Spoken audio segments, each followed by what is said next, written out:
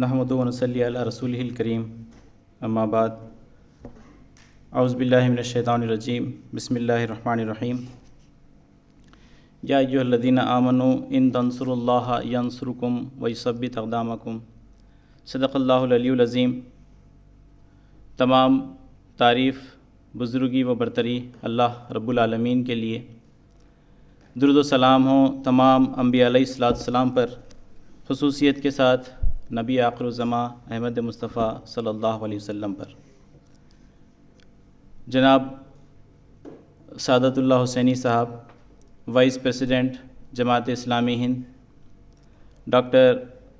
ستیش سیٹھی صاحب، vice chancellor Goa university, برادر Akbar Khan, state president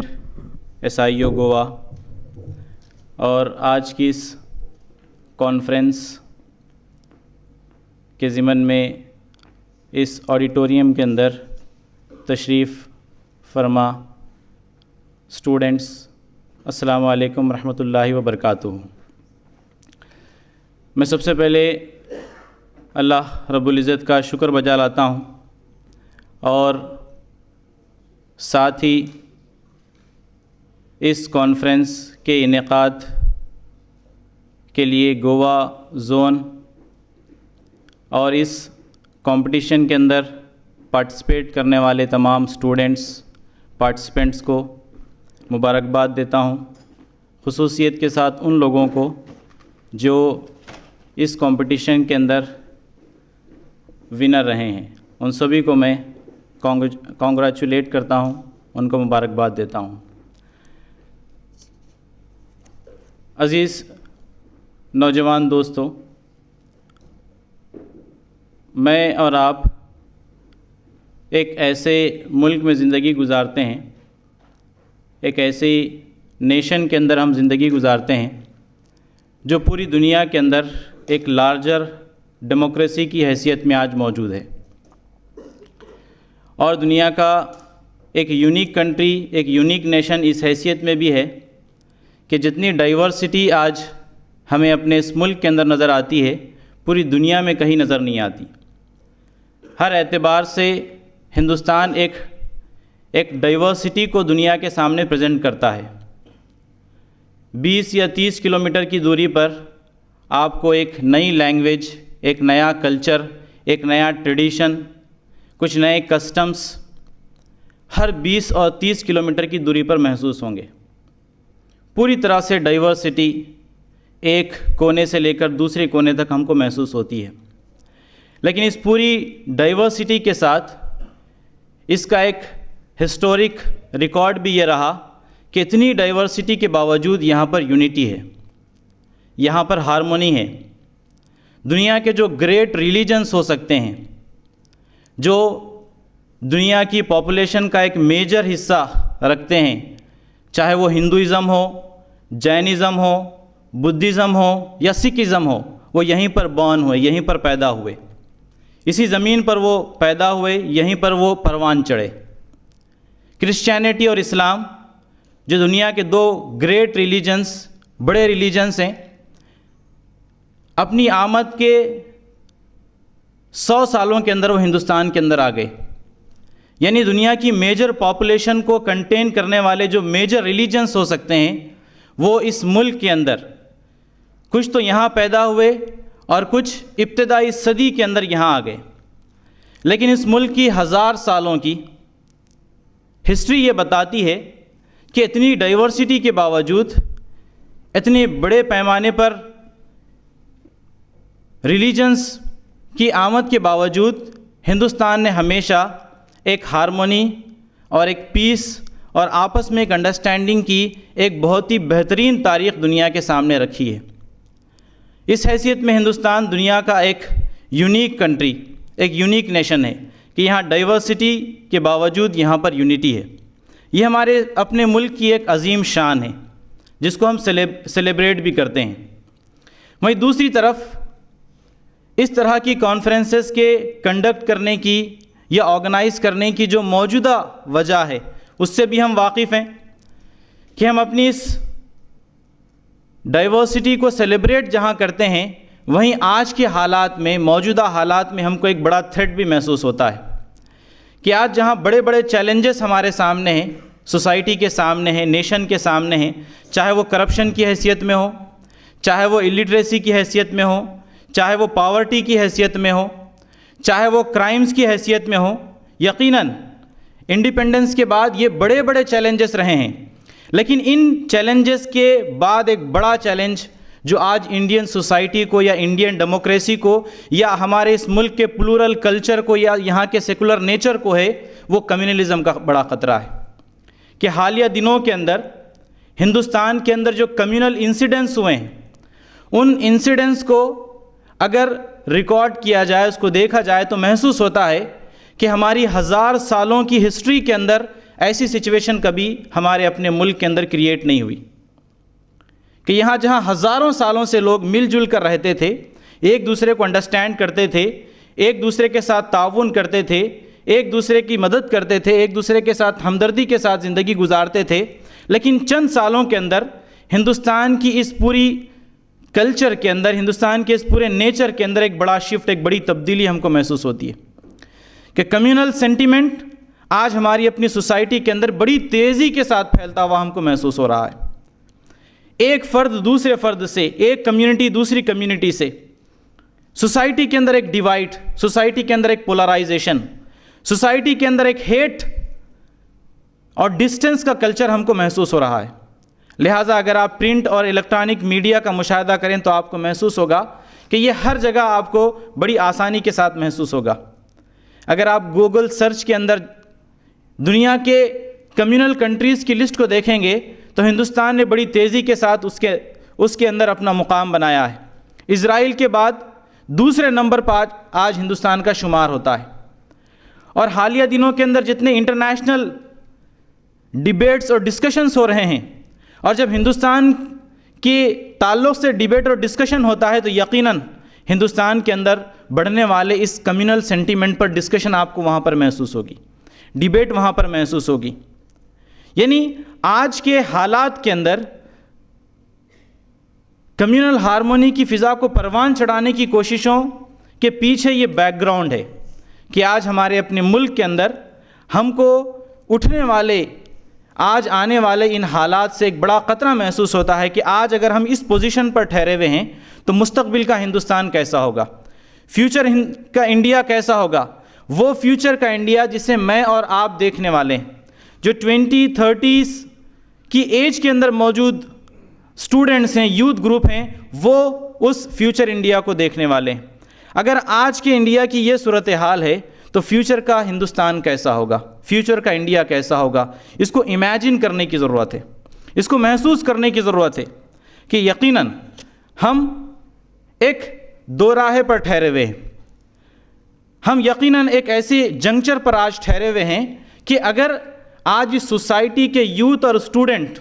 ان challenges کا مقابلہ کرنے کے لیے نہیں ٹھہرتے ہیں، اٹھ نہیں کھڑے ہوتے ہیں، تو یقیناً ہمارا آنے والا فیوچر بڑا ڈارک ہوگا۔ یہ ایشوز آج جن کی ابتدا آج ہو رہی ہے، یقیناً یہ اور آگے بڑھیں گے اور ہندوستان ایک بڑے خطرے سے دوچار ہوگا، ایک بڑے تھریٹ سے دوچار ہوگا۔ اس بڑے خطرے کا مقابلہ کرنے کے لیے یقیناً سوسائٹی کے اندر موجود اسٹوڈنٹس اور یوتھ کو اٹھ کھڑے ہونا ہوگا، یوتھ اور اسٹوڈنٹس کو اپنا رول پلے کرنا ہوگا۔ یقیناً دنیا کی تاریخ کے اندر آپ نے دیکھا ہوگا کہ جب مشکلات اور پریشانیاں سوسائٹی یا نیشنز پر آئی ہیں تو اس سوسائٹی کے ہمیشہ یوتھ اور اسٹوڈنٹ نے ایک بڑا رول پلے کیا ہے۔ جاپان کی مثال ہمارے سامنے ہے۔ 1945 کے اندر جب امریکہ نے ہیروشیما اور ناگاساکی پر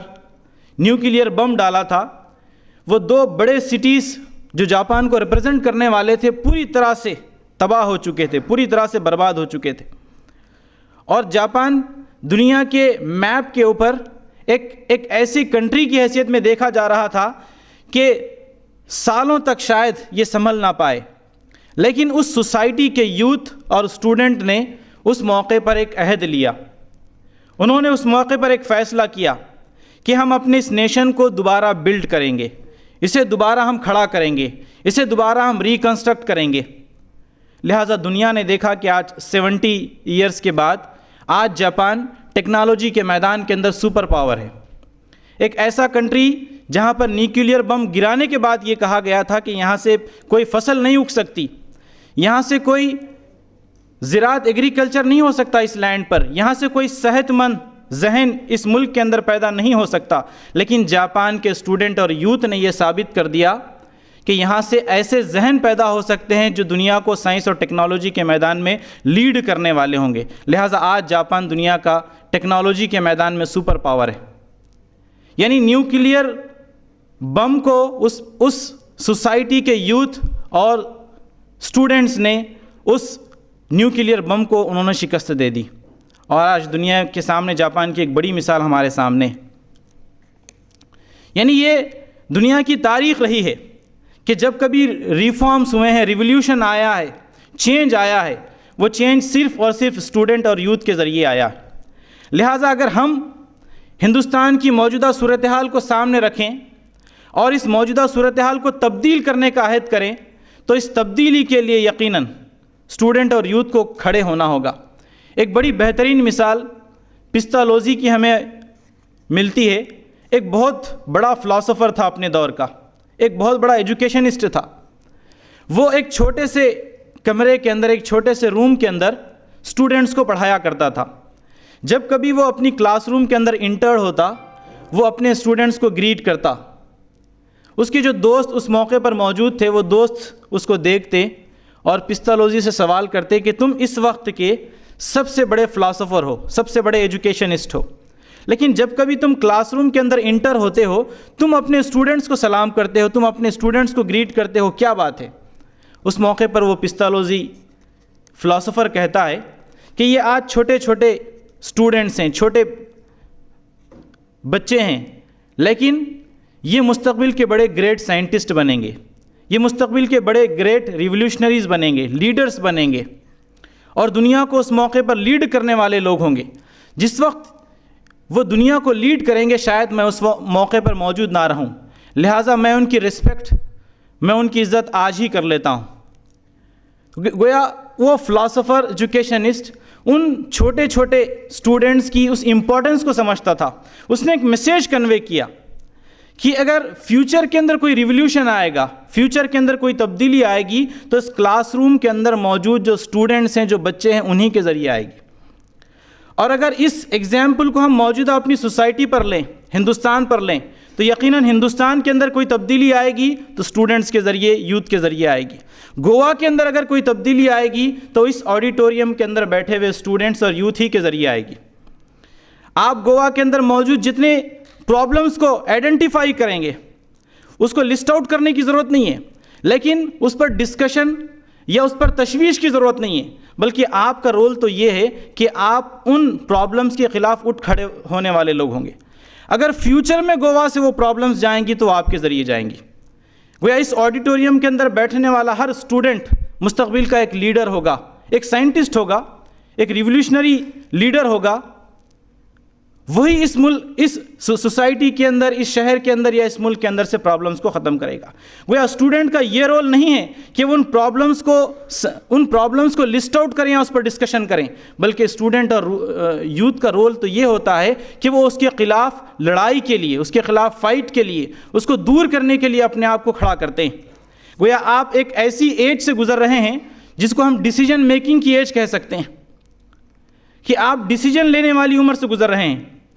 ڈاکٹر مجید صاحب جو اس ملک کے ایک بہت بڑے سائیکیٹرسٹ گزرے ہیں, انہوں نے اپنی کتاب کے اندر ایک ایگزامپل, ایک چھوٹے سے بچے کا ایگزامپل انہوں نے اپنی کتاب کے اندر دیا کہ جس موقع پر وہ فرسٹ MBBS ڈاکٹر ہوئے اور ہاسپٹل کے اندر پریکٹس کے لیے گئے تھے. اس ہاسپٹل کے قریب میں ایک اور ڈاکٹر پریکٹس کرتے تھے. ان کے پاس کوئی میڈیکل سرٹیفکیٹ موجود نہیں تھا, لیکن وہ پریکٹس کرتے تھے. انہوں نے کچھ چیزیں, کچھ دواؤں کے نام, کچھ میڈیسنس کے نام اپنے فادر سے سیکھے تھے, اسی کو لے کر وہ پریکٹس کرتے تھے. ڈاکٹر مجید صاحب نے دیکھا کہ پیشنٹس ان کے پاس نہیں آتے, پیشنٹس اسی ڈاکٹر کے پاس جاتے ہیں, گو کہ اس کے پاس کوئی میڈیکل سرٹیفکیٹ موجود نہیں ہے. تو انہوں نے پولیس سے شکایت کی, کمپلینٹ کی کہ میں ایک میڈیکل ڈاکٹر ہوں، میرے پاس سرٹیفکیٹ ہے اور اس ڈاکٹر کے پاس سرٹیفکیٹ نہیں ہے، تمام پیشنٹ اسی کے پاس جاتے ہیں۔ اس پولیس انسپکٹر نے ان صاحب کو پریکٹس کرنے سے روک دیا، ان سے کہا کہ آپ پریکٹس نہیں کر سکتے، آپ کے پاس کوئی سرٹیفکیٹ موجود نہیں ہے۔ اس موقع پر ان ڈاکٹر صاحب کے ساتھ ایک چھوٹا بچہ ان کی انگلی تھامے ہوئے ٹھہرا ہوا تھا، انہی کا لڑکا تھا۔ اس وقت ان ڈاکٹر صاحب نے بہت منت سماجت کی، بہت ریکویسٹ کی کہ مجھے صرف یہ ایک ہی پروفیشن آتا ہے، اس کے علاوہ میں کچھ اور نہیں جانتا، اگر اس پروفیشن کو میں اس کی پریکٹس میں ختم کر دوں تو میں اپنے بچوں کی پرورش نہیں کر پاؤں گا۔ لیکن اس پولیس انسپکٹر نے ان کی ریکویسٹ کو نہیں سنا، ان کے ہاسپٹل کو اس نے کلوز کر دیا۔ سالوں گزرنے کے بعد ڈاکٹر مجید صاحب امریکہ کی ایک بہت بڑی کانفرنس کے اندر ایک بہت بڑی کانفرنس کو ایڈریس کرنے کے لیے گئے ہوئے تھے۔ بہت بڑے بڑے سائیکیٹرسٹ اس کانفرنس ہال کے اندر موجود تھے۔ اس موقع پر ڈاکٹر مجید صاحب جب اپنی اسپیچ کے لیے آ رہے تھے تو اس کانفرنس کو جو فرد لیڈ کر رہا تھا وہ ایک بہت ینگسٹر تھا، ایک بہت ینگ سائیکیٹرسٹ وہاں پر بیٹھا ہوا تھا۔ جیسے ہی ڈاکٹر مجید صاحب اپنی اسپیچ کے لیے آ رہے تھے مائک کی جانب، اس موقع پر اس سائیکیٹرسٹ نے جو اس پوری کی پوری کانفرنس کو لیڈ کر رہا تھا، اس نے ڈاکٹر مجید صاحب کو روک دیا۔ ان سے کہا کہ ڈاکٹر مجید صاحب، روایت تو یہ ہے، ٹریڈیشن تو یہ ہے کہ ایز اے پریسیڈنٹ مجھے آخری میں ڈسکشن کرنی ہے، پریسیڈینشیل ایڈریس کرنا ہے، لیکن میں آپ سے پہلے اسپیچ کرنا چاہتا ہوں۔ ڈاکٹر مجید صاحب کو اس نے روک دیا اور وہ بچہ وہ ینگسٹر مائک پر آیا، اس نے اسپیچ شروع کی۔ اپنی اسپیچ کی ابتدا میں اس نے ڈاکٹر مجید صاحب سے کہا کہ کیا آپ مجھے پہچانتے ہیں، کیا آپ مجھے آئیڈینٹیفائی کرتے ہیں؟ ڈاکٹر مجید صاحب پریشان ہوئے، انہوں نے کہا کہ میں آپ کو نہیں جانتا، میں نے آپ کو فرسٹ ٹائم یہاں پر دیکھا ہے۔ تو اس موقع پر اس ینگسٹر نے کہا کہ میں وہ بچہ ہوں جو اپنے والد کی انگلی تھاما ہوا تھا، جس کو میڈیکل پریکٹس کرنے سے آپ نے روک دیا تھا آج سے 30-40 سال پہلے۔ میں وہ بچہ ہوں۔ اس پورے کے پورے منظر نامے کو اس نے یاد دلایا کہ کس طرح سے آپ نے میرے والد کو پریکٹس کرنے سے روک دیا۔ اس موقع پر میں نے ایک ڈیسیجن لیا تھا، اس موقع پر میں نے یہ ڈیسیجن لیا تھا کہ آج میرے فادر کو پریکٹس کرنے سے اس لیے روکا جا رہا ہے کیونکہ ان کے پاس کوئی میڈیکل سرٹیفکیٹ نہیں ہے۔ اس موقع پر میں نے یہ ڈیسیجن لیا تھا کہ دنیا کا سب سے بڑا ڈاکٹر بنوں گا، اتنا بڑا ڈاکٹر بنوں گا کہ مجید خان مجھے روک نہیں سکے، اور آج میں دنیا کا سب سے بڑا ڈاکٹر ہوں۔ اس موقع پر اس ینگسٹر نے اپنی اس پوری کی پوری یاد کو ڈاکٹر مجید صاحب کے سامنے رکھا۔ ڈاکٹر مجید صاحب اپنی کتاب کے اندر لکھتے ہیں کہ ڈیسیجن لینے کی عمر 20s کی نہیں ہوتی، 30s کی نہیں ہوتی۔ انہوں نے کہا کہ بلو 20 یعنی جو ٹین ایج ہوتی ہے 13 to 19 تک کی، اس ٹین ایج کے اندر فرد ڈیسیجن لیتا ہے، اور جو وہ ڈیسیجن لیتا ہے وہی ڈیسیجن اس کا فیوچر بنتا ہے۔ انہوں نے ایز اے سائیکیٹرسٹ اس مثال کو اپنی اس کتاب کے اندر لکھا، اور اسی مثال پر کئی سبجیکٹس انہوں نے اپنے آرٹیکلز کے متواتر لکھے ہیں۔ گویا جس عمر سے آج اس آڈیٹوریم کے اندر بیٹھے ہوئے ایک میجورٹی آف اسٹوڈنٹس گزر رہے ہیں، وہ اسی ڈیسیجن میکنگ کی عمر سے گزر رہے ہیں۔ آپ کو اس موقع پر ڈیسیجن لینا ہوگا، اور وہی ڈیسیجن انشاءاللہ آپ کا فیوچر بننے والا ہے۔ جناب سعادت اللہ حسینی صاحب نے اپنی اسپیچ کے اندر بہت ہی کانکریٹ انداز میں 3-4 پوائنٹس کو آپ کے حوالے کیا ہے، میں چاہتا ہوں کہ اس پر ہم غور کریں۔ ان کی ڈسکشن کے اندر ایک نمایاں پہلو یہ رہا کہ کسی بھی ریفارم کو یا کسی بھی ریولیوشنری کام کے لیے سب سے جو اولین کرائیٹیریا، جو پہلی شرط ہوتی ہے، وہ ہوتی ہے سچائی کی تلاش۔ سچائی کو آپ پا جائیں، سچائی کی تلاش کریں۔ اور ریلیجن دراصل وہی آبجیکٹیوز ہم کو سکھاتا ہے۔ ہم کسی ریلیجن، کسی بلیف کے ماننے والے ہوں، لیکن اس موقع پر ہم کو اس سچائی یا اس ٹروتھ کو حاصل کرنے کی جدوجہد شروع کرنی ہے کہ ہم کوشش کریں کہ اگر میں کسی ایک خاص ریلیجن سے تعلق رکھنے والا ہوں تو یقیناً مجھے اس کی بھی اسٹڈی کرنی ہوگی، سائنٹیفک انداز میں اس کی اسٹڈی کرنی ہوگی، اور سچائی تک پہنچنے کی کوشش کرنی ہوگی۔ اس مہم کے اندر آپ نے پروفٹ محمد صلی اللہ علیہ وسلم کی مثال بھی پڑھی ہوگی۔ نبی کریم صلی اللہ علیہ وسلم، یہ پروفٹ محمد صلی اللہ علیہ وسلم کی زندگی کا سب سے بڑا اگر کوئی اچیومنٹ آپ اس کہہ سکتے ہیں تو وہ معرفت الہی تھا، یعنی آپ کی سوچنے کی صلاحیت تھی۔ آپ نے اس عرب کے اندر ایک ریفارم یا ریولوشن سے پہلے آپ ایک خاص غار کے اندر، ایک خاص مقام کے اندر جاتے اور وہاں پر آپ سچائی کو تلاشنے کی جستجو کے اندر اپنا وقت لگاتے، آپ سوچتے، غور و فکر کرتے، کائنات پر غور و فکر کرتے، فیکٹس پر غور و فکر کرتے۔ اس موقع پر جتنے ریلیجنس یا اس موقع پر جتنی ریلیجس ٹیچنگز موجود تھی ان سب پر غور و فکر کرتے۔ یعنی پروفٹ محمد صلی اللہ علیہ وسلم کی زندگی کا ایک ایسا اسٹیج تھا جس کو انہوں نے سچائی کی تلاش کے اندر، یعنی سرچ آف ٹروتھ کے اندر گزار دیا تھا۔ اس کے لیے انہوں نے اس موقع پر جتنی چیزیں اس وقت موجود تھیں ان سب کی انہوں نے اسٹڈی کی تھی،